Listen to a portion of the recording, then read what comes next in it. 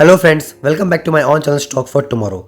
तो इससे पहले कि दोस्तों हम 27 मार्च को निफ्टी 50 और बैंक निफ्टी के लेवल्स के बारे में डिस्कस करें, पहले हम डिस्कस कर लेते हैं कि शुक्रवार के दिन यानी 24 मार्च को मार्केट की मूवमेंट किस तरह रही थी। तो दोस्तों अगर हम बात करें इंडियन इंडाइसेस की, तो सेंसेक्स लगभग 0.7% गिरकर 398 पॉइंट गिरकर 57,527 पॉइंट्स पर बंद हुआ। वहीं निफ्टी 50 131 पॉइंट गिरकर 16,945 पॉइंट्स पर बंद हुआ, यानी एक और नया लो इसने अपना बनाया। वहीं निफ्टी 50 221 पॉइंट गिरकर 39,395 पॉइंट्स पर बंद हुई और इंडिया के बाकी इंडाइसेस में भी हमें काफ़ी कुछ वीकनेस देखने को मिली। अगर बात करें दोस्तों हम शुक्रवार के दिन कौन कौन से स्टॉक जो थे एडवांस स्टॉक रहे और कौन कौन से स्टॉक डिक्लाइन रहे, तो approx 2000 stocks of NSC 463 stocks ऐसे रहे थे जो कि शुक्रवार के दिन पॉजिटिव स्टॉक्स रहे और एडवांस स्टॉक रहे। बाकी के 1614 स्टॉक्स ने दोस्तों के दिन एक निगेटिव क्लोज दिया और डिक्लाइन स्टॉक्स की श्रेणी में रहे। अगर हम ग्लोबल इंडाइसेस की बात करें दोस्तों, तो एसजीएक्स निफ्टी ने एक पॉजिटिव मूवमेंट के साथ एक शार्प रिकवरी दिखाई और 118 पॉइंट की पॉजिटिव क्लोज के साथ 17,037 पॉइंट्स पर क्लोज दिया। वहीं डो जोन में भी एक अच्छी खासी हमें रिकवरी देखने को मिली और 132 पॉइंट की पॉजिटिव मूवमेंट के साथ 32,237 पॉइंट्स पर क्लोज दिया।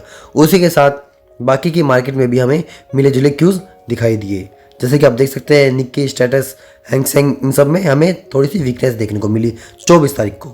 तो दोस्तों बात करते हैं 24 तारीख के दिन कौन कौन से स्टॉक जो थे वो टॉप गेनर स्टॉक की श्रेणी में रहे। तो दोस्तों टॉप गेनर्स की श्रेणी में निफ्टी 50 के सिप्ला, कोटक महिंद्रा, इन्फोसिस और डॉक्टर रेड्डी लैब्स जो थे वो टॉप गेनर्स में रहे। दोस्तों काफ़ी अच्छी मूवमेंट नहीं दिखाई इन स्टॉक्स ने, अदरवाइज तो निफ्टी 50 जो था पॉजिटिव में रहता, लेकिन हाँ स्लाइटली पॉजिटिव मूवमेंट दिखाई, जैसे कि सिप्ला 0.94% की पॉजिटिव मूवमेंट दिखाई, कोटक महिंद्रा ने 0.74% की मूवमेंट दिखाई, इन्फोसिस ने 0.44% की मूवमेंट दिखाई। तो स्लाइटली पॉजिटिव मूवमेंट के साथ पॉजिटिव क्लोज देते हुए ये स्टॉक्स जो थे टॉप गेनर्स की श्रेणी में रहे। अगर बात करें हम टॉप लूजर्स की दोस्तों, Bajaj finance and Adani enterprise और टाटा स्टील ये वो स्टॉक थे जो टॉप लूजर श्रेणी में रहे। बजाज फिनसर्व लगभग 0.4% गिरकर 1240 पॉइंट्स पर बंद हुआ। वहीं टाटा स्टील 2.67% गिरकर 102 पॉइंट्स पर बंद हुआ। तो दोस्तों बैंकिंग सेक्टर भी काफ़ी वीक रहा। अगर बात करें कि बैंकिंग में कौन कौन से टॉप गेनर्स और टॉप लूजर्स रहे, तो बैंक निफ्टी में केवल महिंद्रा जो था top gainers, Kotak Mahindra top gainers की श्रेणी में रहा। अगर टॉप लूजर्स की बात करें दोस्तों, तो बंधन bank, PNB bank, IDFC first bank और बैंक ऑफ बड़ौदा जो थे वो टॉप लूजर्स की श्रेणी में रहे। अगर दोस्तों बात करें हम कमोडिटीज़ की, तो जो क्रूड ऑयल 24 तारीख को बंद हुआ वो उसमें थोड़ी सी हमें गिरावट देखने को मिली। लगभग 1% की गिरावट के साथ क्रूड ऑयल 5730 पॉइंट्स पर बंद हुआ। वहीं नेचुरल गैस में हमें 1.5% की तेजी दिखाई दी और वो 181 पॉइंट्स पर क्लोज हुआ। गोल्ड में हमें लगातार फिर से गिरावट देखने को मिली और 255 पॉइंट की गिरावट के साथ 59,310 पॉइंट्स पर बंद हुआ। वहीं सिल्वर में हमें थोड़ी सी तेजी देखने को मिली और 192 पॉइंट्स की बढ़त के साथ 70,404 पॉइंट्स पर बंद हुआ। अगर बात करें दोस्तों हम करेंसीज की, तो USD/INR में हमें थोड़ी सी तेजी देखने को मिली, उसके साथ UPINR, GBPINR और JVPINR में हमें थोड़ी सी मंदी देखने को मिली। अब दोस्तों बात करते हैं कि 27 तारीख को निफ्टी 50 और बैंक निफ्टी के क्या क्या लेवल्स रहने वाले हैं। तो अगर बात करें हम सबसे पहले निफ्टी 50 की दोस्तों, तो निफ्टी 50 ने जो कल के दिन एक ओपनिंग दी थी वो प्रीवियस क्लोज के अप्रोक्स 17,076 पॉइंट्स पर ओपन किया था। जो डे हाई बनाया निफ्टी 50 ने वो बनाया 17,109 पॉइंट्स का, जो कि 17,100 पॉइंट इसका एक स्ट्रॉन्ग रेजिस्टेंस भी था, जिसको इसने वहाँ से इमीडिएट रिजेक्ट कर दिया और सस्टेन नहीं कर पाया।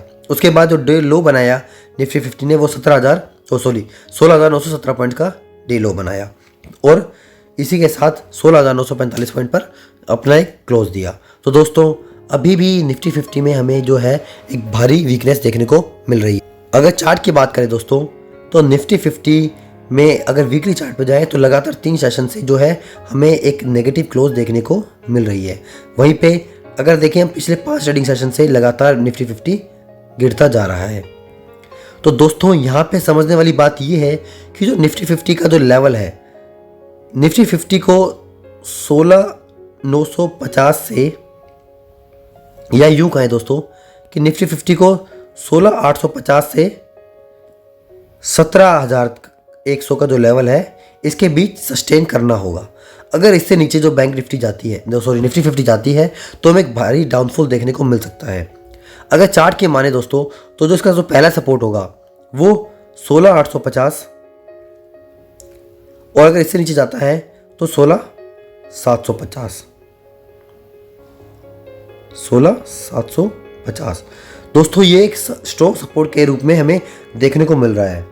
अगर इससे नीचे अगर निफ्टी 50 जाती है तो हमें एक फ्री फॉल 200-300 पॉइंट्स का अगेन देखने को मिल सकता है। अगर दोस्तों हम ऊपर की साइड की लेवल्स की बात करें, तो ऊपर के साइड के जो लेवल्स रहेंगे दोस्तों, निफ्टी 50 का जो ऊपर के साइड के लेवल रहेंगे वो रहेंगे 17,150 और उसके बाद 17,250।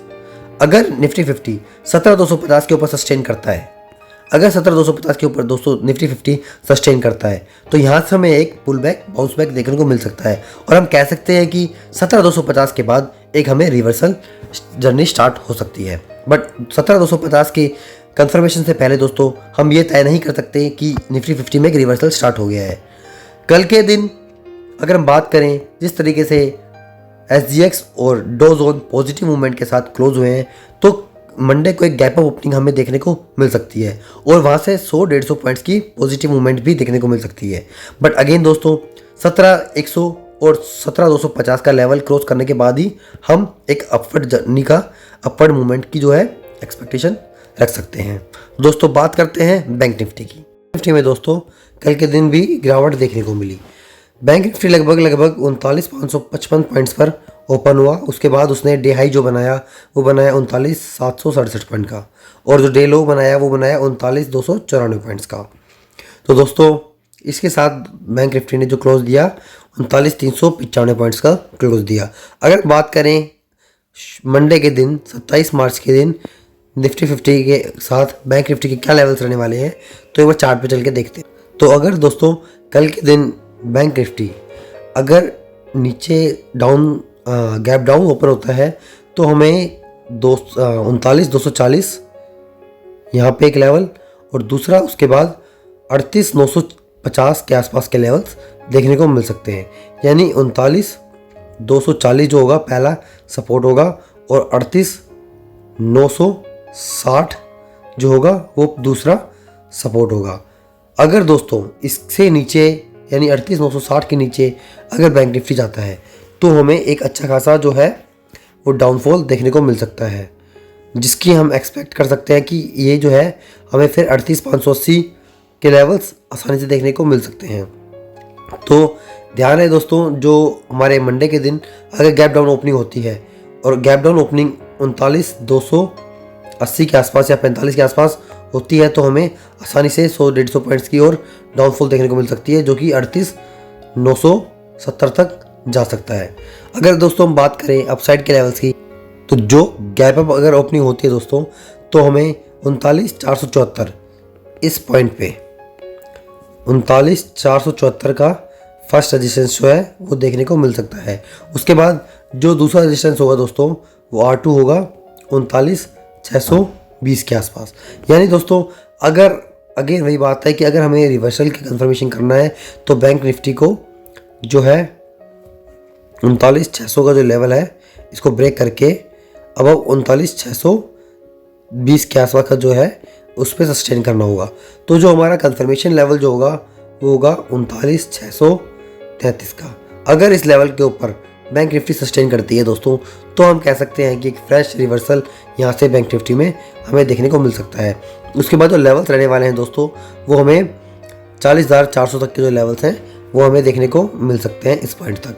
तो दोस्तों आई होप आप सभी को वीडियो इन्फॉर्मेटिव लगा होगा, तो प्लीज़ वीडियो को लाइक करें, ज़्यादा से ज़्यादा शेयर करें और चैनल को सब्सक्राइब करें। और हाँ दोस्तों, किसी भी लेवल की कंफर्मेशन होने के बाद ही अपने ट्रेड को लें, क्योंकि देखिए दोस्तों जो हमें मार्केट में क्या है सस्टेन रहना है, और मार्केट में हम सस्टेन तभी रह सकते हैं जब हमारी कैपिटल सेव रहेगी। अगर हमारी कैपिटल सेव नहीं रहेगी तो दोस्तों बेशक मार्केट ऊपर जाती रहे, हम हमेशा डाउनफॉल ही करेंगे। अदरवाइज अगर हमारे पास कैपिटल है तो हो सकता है कि हमारा यहाँ पे कैपिटल लॉस हो गया हो, लेकिन जो ये मार्केट की मूवमेंट है इस दौरान हम अपने कैपिटल को यहाँ पे इन्वेस्ट करके यहाँ से अपनी रिकवरी आसानी से कर सकते हैं। तो दोस्तों आई होप आप सभी को ये वीडियो इन्फॉर्मेटिव लगा होगा तो प्लीज़ कमेंट करके बताएं। Thank you.